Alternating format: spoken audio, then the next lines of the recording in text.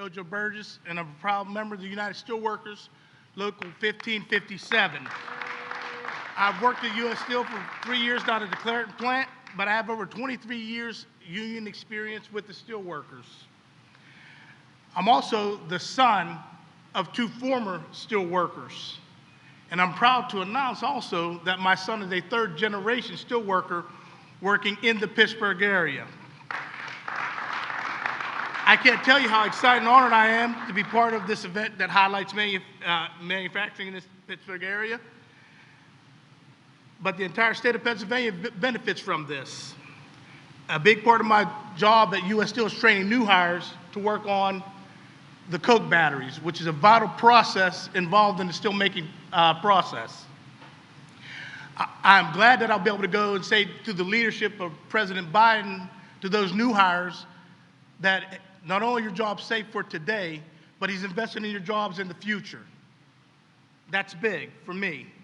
Also, I'm a veteran, a Desert Storm veteran. I can go to my fellow veterans and say, listen, this president is invested in us also by making sure that there are jobs available for veterans coming back into society to be part of this growing economy and manufacturing boom, So I'm beyond grateful to President Biden for his leadership in getting the Investment Jobs Act passed. It was a victory that was long overdue, and this manufacturing in this country will benefit from it. So again, thank you, Mr. President. The investment bill makes industries like mine and steel very, very important again in this country. I have to talk about this Pittsburgh region because, again, I say I have 23 years experience in manufacturing in this region. I'm going to pause a second, again, like the others did, and talk about the infrastructure and what happened today in the city of Pittsburgh. My thoughts and prayers are with all the people that were affected by that. But I have to admit, this region, the Pittsburgh region, benefits from this act for several reasons. I can look at my experience down at U.S. Steel. Everyone hears steel, but one thing that they don't know is part of the infrastructure comes out of our Edgar Thompson plant. The slag that is used there is used in the paving of roads and helping to help the infrastructure in commerce and getting trucks and stuff across this country. Also, when we talk about the steelworkers supplying America, that's no lie. Just right here in southwestern Pennsylvania, I can think about the different locals and the different people that I've worked with and come in contact with. The local down in Canonsburg, where we do our pots and pans, world-renowned all-clad metals. My son works at a place called International Paper. We box the stuff that we got to ship around this country for people to be able to move their goods. A place that I worked at for years, Pennsylvania Transformer. They make power transformers that deal with the infrastructure of providing electricity to this country. So again, we appreciate all that this president's leadership has done to bring manufacturing back to this area. So it is now it is my utmost privilege to introduce a man who has made it a point to be a champion for workers, for unions, and for a generation to come, President Joe Biden. Please sit down. Please sit down. Jojo, thank you very much. You know, I can picture him in Desert Storm as a sergeant barking out orders, can't you? When my son Bo was promoted to major in Iraq, and I said, now you're a field grade officer. He said, Dad, I have no illusions. I know who runs the Army. Sergeants, they're the officers. Well, hello, Pittsburgh. It's good to be back. It really is good to be. Before I begin, let me just talk a little bit about what we all just saw, many of us saw this morning. A bridge more than 50 years old, I think it was 150 years, it says 50 years old, but I thought it was older, collapsed right here in Pittsburgh. It had been rated in poor condition for the past 10 years. What you all know, if you don't, you should know, there are another 3,300 bridges here in Pennsylvania, some of which are just as old and just as decrepit condition as that bridge was.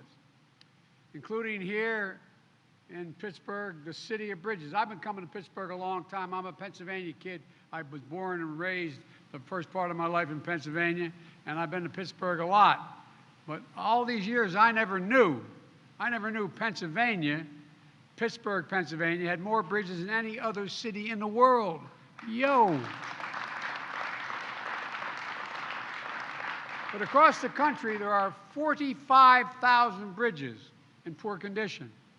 It's just simply unacceptable. That's why your governor and your members of Congress, your mayor, have been saying for years, we have to do something about this. I've talked about it every time I've come to Pittsburgh, and we finally got it done. A bipartisan infrastructure law, including the largest investment in our nation's bridges since the Eisenhower put together the interstate highway system. And I might add, this is the first time in the country's history that we dedicated a national program to repair and upgrade bridges. And it's about time. The governor can tell you we're giving state and local leaders historic funding to make national projects real. Here in Pennsylvania, that means at least $1.6 billion for bridges alone, $327 million in 2022 alone just to repair bridges. We've got to get it on with it. We've got to move. The next time, we don't need headlines saying that someone was killed when the next bridge collapsed. We're also providing billions more for roads and so much more. We saw today when a bridge is in disrepair, it literally can threaten lives. As soon as we heard about the bridge, we were immediately in contact with the mayor. Mr. Mayor, you're doing a hell of a job. And the governor and other officials on the ground. And we're going to rebuild that bridge, along with thousands of other bridges in Pennsylvania and across the country, because it's in our interest, for our own safety's sake, and it generates commerce in a way that we can't do now. That's part of how we're going to build a better America, and that's what I want to talk to you about today. So thank you for the introduction, JoJo, Mayor, Mr. Mayor, County Executive Rich Fitzgerald. Great to see you again, pal. And it's good to be here with so many outstanding folks, particularly the governor, Lieutenant Governor John Fetterman. John, if I had you in front of me when I was playing at Delaware, I could have been an All-American. I could have been big. And Connor Lamb, it's great to see you, man. And you're doing a hell of a job, all of you. And my good friend and former neighbor in Scranton, Bobby Casey. Now, his dad, we're about the same spread. His dad was as much older than me than I am than Bobby, but I lived in North Washington Avenue. You notice they changed the end of the road name. It's the Joe Biden way now. You know? No, really, you see that? I shouldn't say this. I'm going to get in trouble in Delaware, Mr. Secretary, but the first thing I asked the election results, I said, how did I do in Scranton? I won every precinct. And so I used to drive up Route 81 all the time to get, not just to get Scranton, but get up to Syracuse when I was at Syracuse Law School. And the entrance to go get to Scranton off 81 is the Joe Biden Expressway. So I'm coming home, Bobby, I'm coming home.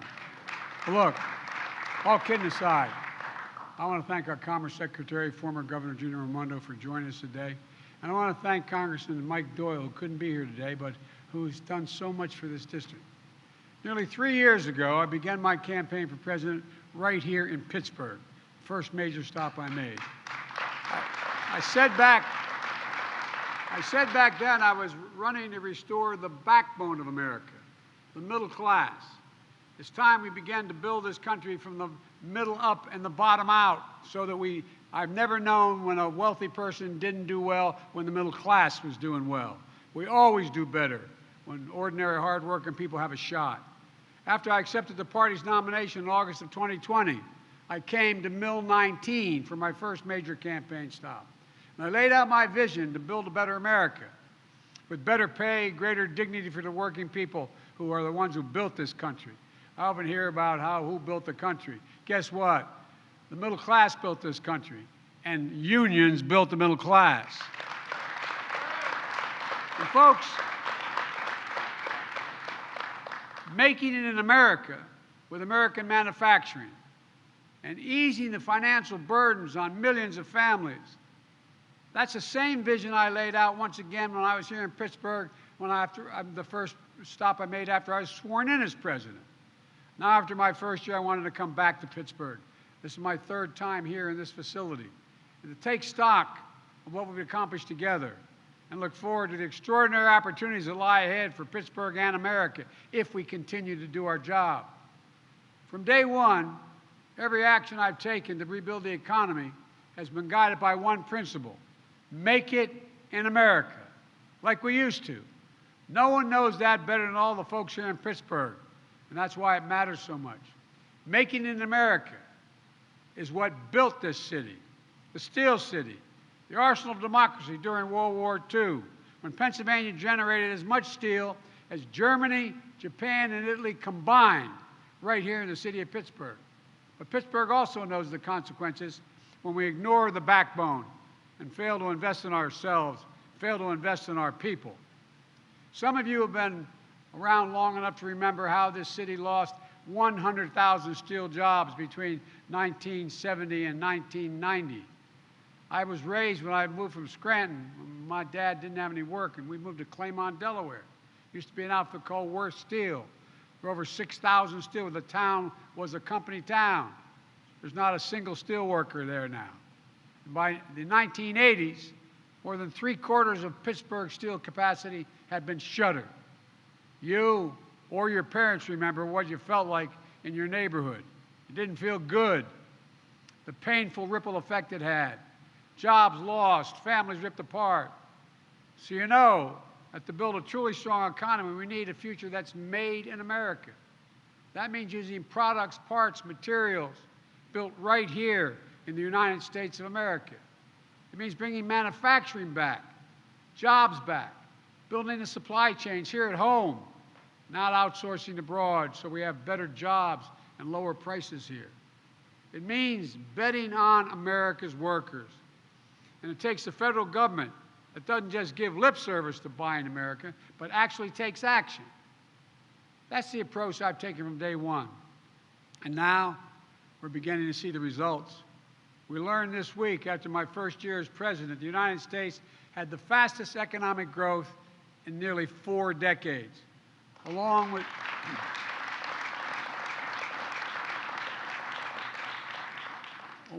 the greatest year of job growth in American history, 6.4 million jobs created in 1 year. And instead of losing manufacturing jobs, since I've been in office, America has actually added an additional 367,000 manufacturing jobs in America. Good-paying jobs. The highest increase in U.S. manufacturing jobs in 30 years. And last week, the CEO of Intel, Pat Gelsinger, came to the White House because he wanted to support the Build Back Better initiative and to also let me know 2 of your neighboring senators were here. Were there, Portman and Brown, a Democrat and Republican from Ohio. He came to announce a new $20 billion semiconductor campus outside of Columbus, Ohio. That's going to create 10,000 jobs, 7,000 constructing the facility, and 3,000 permanent jobs. And by the way, I was joking. I said, I may need a job. He said, well, it's not bad. The average salary is $135,000 a year. Folks, and the key is these jobs are manufacturing essential products, stamped made in America. Semiconductors are, though you all know, they're small computer chips that power virtually everything in everyday life, and they were originated here in the United States of America. We used to own not only the patent, but the technology and the production. Your phone, your car, your refrigerator, your washing machine, hospital equipment, the internet, the electric grid, and so much more depend on these chips. So this is going to create thousands of additional jobs, helping build more American products. For example, you know, inflation is a problem, which I'll speak to in a second. It's real. And a lot of people are being hurt by it. But guess what? 1/3 of the inflation in America is the consequence of the cost of automobiles. 1/3. You know why? Because of the shortage of semiconductors. They can't build them. And therefore, the ones that aren't being built cause the price of those that are being built to go much higher. This announcement helps fix that problem. 3 days ago, I called a meeting in the White House of CEOs from General Motors, Ford, Microsoft, Hewlett-Packard, and others. Mary Barra, General Motors CEO, announced in the White House an initial $7 billion investment in Michigan to manufacture electric vehicles, creating 4,000 new quality jobs. That's on top of the announcement made by CEO of Ford, Jim Farley, last year, investing $11 billion in electric vehicles, creating 11,000 new jobs. And today, right here in Western Pennsylvania, the Union Pacific Railroad is announcing the largest purchase of American-made battery electric locomotives in all of history. And by the way, guess who's supplying those batteries? General Motors. Folks, I want to tell you, it matters. It matters a lot. The company who will build these locomotives is called Wabtec. W-A-B in their name is because they grew out of the old Westinghouse Air Brake Company, a classic Pittsburgh manufacturer. Wabtec is based here in Pittsburgh. And these locomotives will be built up in Erie at the same plant that Thomas Edison built the General Electric Ford General Electric more than a century ago. Not only will these locomotives be running here at home, powering our economy and decreasing pollution, Wabtec will also be exporting them to Canada, to Australia, and all around the world, again, creating more good-paying jobs. Folks, in the process, reducing climate change, generating jobs here in Western Pennsylvania. As I said, good-paying jobs you can raise a family on. My dad said that all you need, a family needs just a little bit of breathing room. A little bit of breathing room. And so many people don't have it now. But it also means something else. It means that right here in Pittsburgh, the future is being built on the foundation of this city's storied past. An announcement like this doesn't happen in a vacuum. The manufacturing resurgence we're seeing today is no accident. It takes local leaders, federal leaders, foundations, businesses, unions, universities, all pulling together. It requires a mindset like you have here in Mill 19. Here's what I mean by that. Generations ago, Mill 19 used to roll out 10-inch steel bars. Today, it rolls out the latest innovation in advanced manufacturing robotics, 3D printing, and artificial intelligence. It's simply rolling out the future. That's what it's going to be doing. That success is a result of a partnership. The federal government provides funding from everything from basic research to great universities like Carnegie Mellon, to supporting partnerships that help small businesses in Western Pennsylvania get into the game in the first place, like the businesses here at Mill 19. Organizations like one called Catalyst. They work with small business to adapt to the latest technologies they need and grow and compete globally. The work is made possible by funding from the Commerce Department. And they partner with engineers and researchers from Carnegie Mellon University who design the next generation of advanced manufacturing equipment, creating technologies that work alongside workers instead of replacing the workers. In fact, Carnegie Mellon and the AFL-CIO are teaming up to make these technologies, make sure they're designed to support workers. Another organization here at Mill 19 called ARM Institute. ARM Institute is a public-private partnership funded in part by the federal government to help robotics technology move into the marketplace and to help train workers to build, operate, and repair robots so that working folks right here can take on good-paying jobs that companies like Wabtec are helping to create. And by the way, thanks to the American Rescue Plan, the first major bill we got passed in March, my Commerce Department is investing an additional $1 billion in local efforts to strengthen regional economies throughout the country. Some of that money is coming right here to Western Pennsylvania in support of efforts that include partners here at Mill 19, helping spread new robotics, artificial intelligence, manufacturing technologies, and create more jobs across the nation. Look, you all get it. The bottom line is this. It takes all of us working together, to get this done. And that's finally beginning to happen.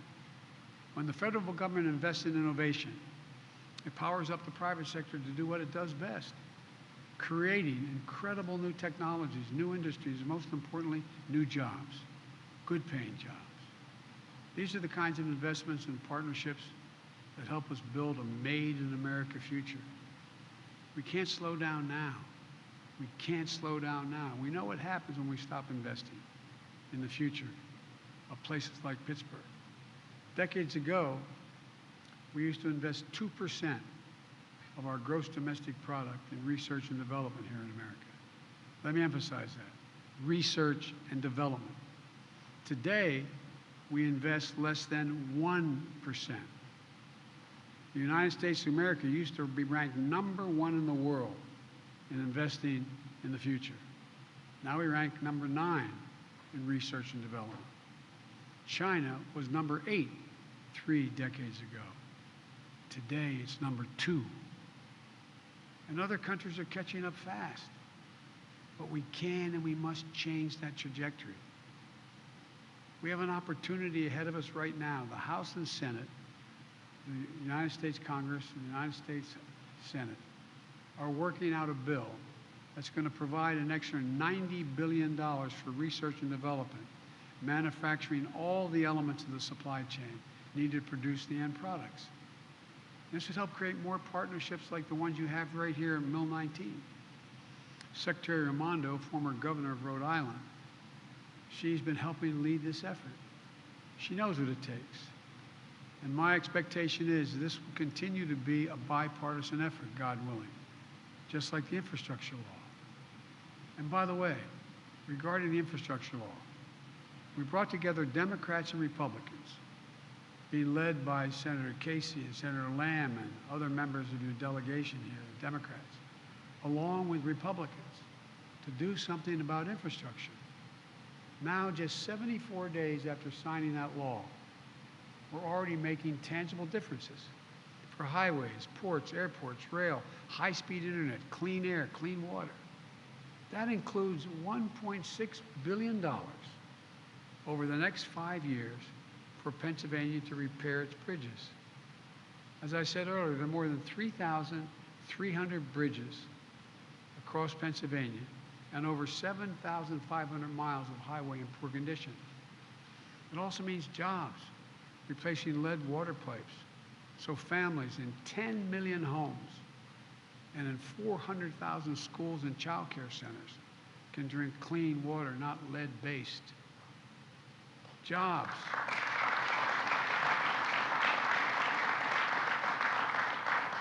Jobs providing the labor and the infrastructure, making high-speed internet affordable and available everywhere in America, cities, suburban, and rural areas, so that nobody's left behind.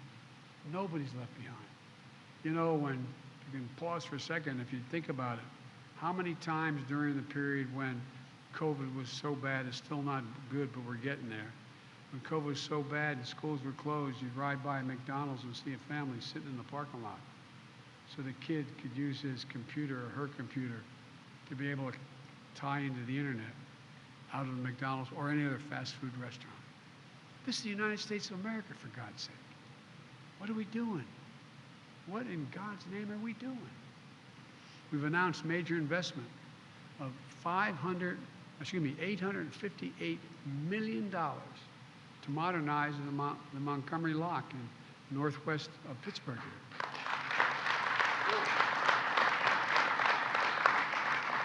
So the water levels stay high enough for barges to pass through up the upper Ohio River.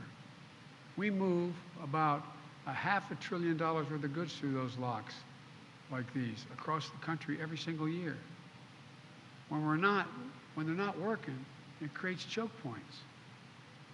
Barges break up. Goods don't get to where they need to go. Bob Casey's been on my back about this for so long. As we get this Montgomery Lock project done, I think we should call it the Casey Lock. I mean,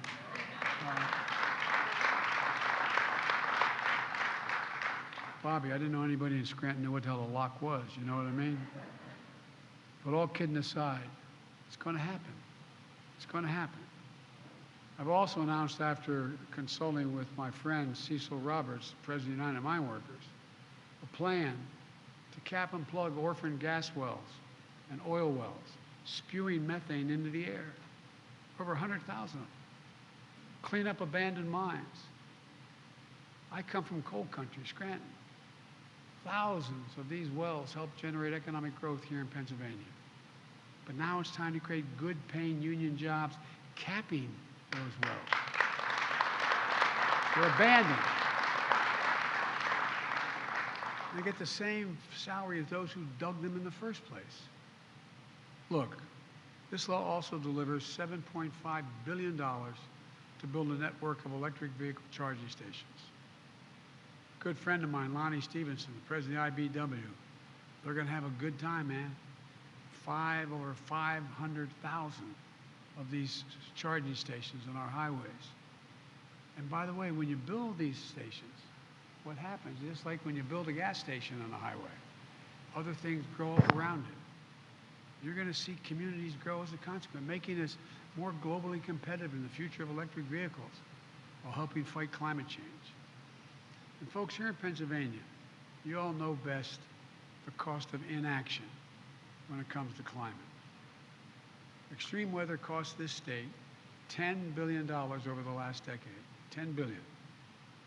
You all remember last fall when Hurricane Ida made landfall, and he's running my operation now, and the former mayor of Louisiana, when it hit Louisiana.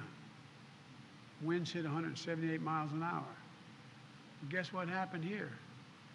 It flooded businesses in Oakdale and homes in Millvale. Nationally last year, extreme weather cost us $145 billion. That's what it costs the American public. And extreme weather is not going to ease up on its own. We have to be ready.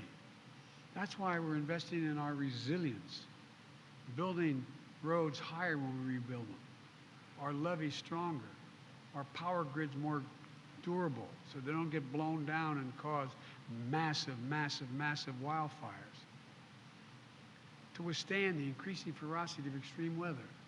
You know, I went all over the country last year visiting these sites, flying over vast, vast stretches of land in West, in Oregon, in Washington, in Idaho, looking down from that helicopter and seeing nothing but barren, barren land. You know, more timber, more housing, more businesses burned to the ground last year in the United States than the entire physical size of the state of New Jersey, from the New York state line down to the Delaware Bay. That's how much burned to the ground this last year. All of these investments in making it American, research and development, infrastructure, are really about one thing: empowering more cities and more towns to do what you're doing right here in Pittsburgh, transforming yourself from being told you're a city without a future to becoming the city of the future. Think what your kids are going to have with this leadership you have in front of you here. 15 years from now, here in Pittsburgh, we're going to lead the world again. It's not hyperbole. It's a fact. Where, instead of shuttering factories along the Allegheny River, we're going to now talk about, not Steel World, we're going to talk about Robotics Row. 3-mile run with some of the world's most innovative businesses. A place where the future is being written, where families can have good paychecks, good homes, a future, and a little bit of breathing room. The story we have kept writing here in Pittsburgh, you keep writing in communities all across the country, is the one you've begun. But we can't slow down, folks. We need to ease the burden on working families, making everything everything more affordable and accessible to hardworking people. That's why my Build Back Better plan is all about. That's why those major corporations came to the White House asking to see me to tell me they supported Build Back Better, even though it was going to increase their taxes. Going to increase their taxes. This plan will not cost the American people a single penny beyond. No one making less than $400,000 will pay a single additional penny in their taxes. And it reduces the deficit. And 14 Nobel laureates in economics wrote to me telling me that it would also diminish the impact of inflation. Take child care. How many families in this town can continue to afford to pay $14,000 per kid for child care? Well, the plan I have cuts that in half for most families, helping with their budgets, helping millions of parents, especially women, go back to work. How many of you know anybody who has type 1 diabetes? They need insulin. You know how much it costs to make that insulin? Less than $10. You know how much it costs on average nationwide for a monthly supply of insulin, which you needed every single month? $656, as high as $1,000. Imagine being the parent making the minimum wage or twice the minimum wage and having a child with type 1 diabetes, knowing that if you can't, and have no insurance, knowing if you cannot get that money for the insulin, your child may die. In addition to your child, it strips you of your dignity, damn it. Can you imagine looking at your child and you know what they need and not be able to do it?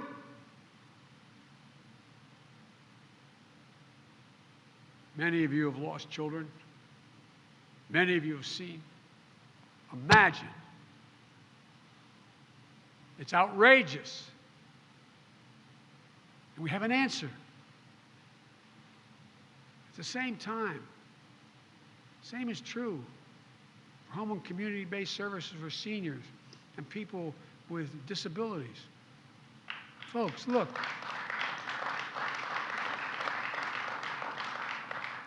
What's the one thing if a lot of you are part of the so-called sandwich generation.